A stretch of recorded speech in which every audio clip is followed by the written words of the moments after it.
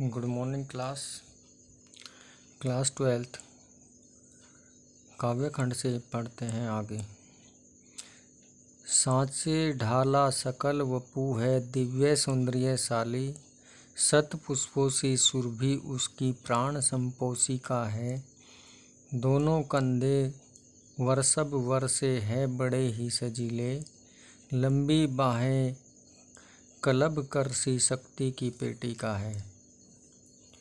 यहाँ राधिका श्री कृष्ण भगवान की शोभा को बताते हुए, उनकी पहचान बताते हुए पवन को मथुरा भेजते हुए कहती है, सांचे ढला सकल वपु है, सकल संपूर्ण, वपु शरीर दिव्य अलौकिक। राधा कहती है कि जब आप मथुरा पहुंच जाएंगे तो श्री कृष्ण भगवान को जब आप देखेंगे, सांचे ढला सकल वपु है, उनका संपूर्ण शरीर सांचे से ढला हुआ है जो अलौकिक एवं सौंदर्यशाली है। सत पुष्पोसी सुरभि उसकी प्राण संपोषिका है। उनके शरीर से आने वाली सुगंध प्राणों को पोषण प्रदान करने वाली है। दोनों कंधे वर्षब वर्षे है बड़े ही सजीले। वर्षब वर का मतलब है सांड के समान, अर्थात उनके दोनों कंधे सांड के समान है। कहने का अभिप्राय है कि उनके दोनों कंधे सांड के समान बलशाली है, अर्थात बलिष्ठ है।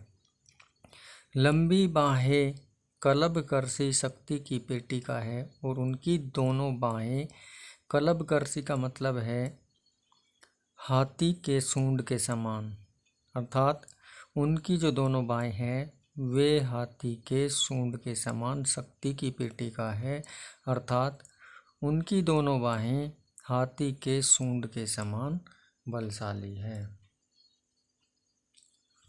राजाओं सा सिर पर लसा दिव्य आपीड़ होगा, शोभा होगी उभय श्रुति में स्वर्ण के कुंडलों की।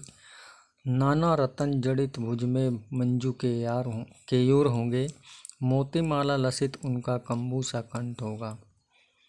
और राधा पवन को कहती है कि राजाओं सा सिर पर लसा आपीड़ होगा। आपीड़ का मतलब मुकुट, दिव्य का मतलब अलौकिक। राजाओं के समान उनके सिर पर अलौकिक मुकुट विराजमान होगा। शोभा होगी उभय श्रुति में स्वर्ण के कुंडलों की, और उनके दोनों कानों में सोने के कुंडल विराजमान होंगे, अर्थात उनके दोनों कान सोनों के कुंडलों से सुशोभित होंगे। नाना रत्ना कलित भुज में मंजू केयूर होंगे। मंजू केयूर भुजबंद, अर्थात उनकी बाहों में रत्नों से जड़े हुए भुजबंद होंगे जो अत्यधिक सुंदर दिखाई देंगे। मोतीमाला लसित उनका कंबू सा कंठ होगा। कंबू का मतलब शंख, कंठ का मतलब गला या गर्दन, और उनकी जो गर्दन होगी कंठ के समान, अर्थात श्री कृष्ण भगवान का गला कंठ के समान सुंदर एवं मोतियों से सुशोभित होगा। तेरे में है न यह गुण जो तू व्यथाएं सुनाए, व्यापारों को प्रखर मतियों युक्तियों से चलाना। बैठे जो हो निज सदन में मेघ सी कांति वाले, तो चित्रों को इस भवन के ध्यान से देख जाना। यहाँ राधिका पवन को कहती है कि तेरे में न यह गुण जो तू व्यथाएं सुनाए। व्यथाएं परेशानी दुख। राधिका पवन दूतिका से कहती है कि तुम बोलने में असमर्थ हो, अर्थात आप वाणी से कह पाने में असमर्थ हो। व्यापारों को प्रखर मतियों युक्ति से चलाना, किंतु फिर भी तुम अपने बुद्धि और विवेक का प्रयोग करना। उसके द्वारा, व्यापार क्रियाओं के द्वारा मेरे दुखों को उनसे बताना। बैठे हो जो निज सदन में मेघ सी कांति वाले, और राधिका पवन दूतिका से कहती है कि जब आप मथुरा चले जाएं तो वहाँ मेघ सी कांति वाले श्री कृष्ण भगवान आपको अपने घर में बैठे यदि दिखाई दे तो चित्रों को इस भवन के ध्यान से देख जाना। तो तुम उस घर में जो चित्र हो उनको ध्यान से देखना। जो चित्रों में विरह विथुरा का मिले को चित्र कोई, तो जा के निकट उसको भाव से यो हिलाना। और आगे राधिका श्री कृष्ण भगवान के प्रेम विरह में जलती हुई कहती है कि हे पवन, जो चित्रों में विरह विथुरा का मिले चित्र कोई, जब आप श्री कृष्ण भगवान के घर में प्रवेश कर जाए तो आप वहाँ ध्यान से देखना। यदि आपको कोई विरह में जलती हुई स्त्री का चित्र दिखाई दे तो जा के निकट उसको भाव से यूँ हिलाना। तो आप उसको इस भाव से श्री कृष्ण भगवान के सामने हिलाना, प्यारे होके चकित जिससे चित्र की ओर देखें कि श्री कृष्ण भगवान विस्मय होकर उस चित्र की ओर देखे।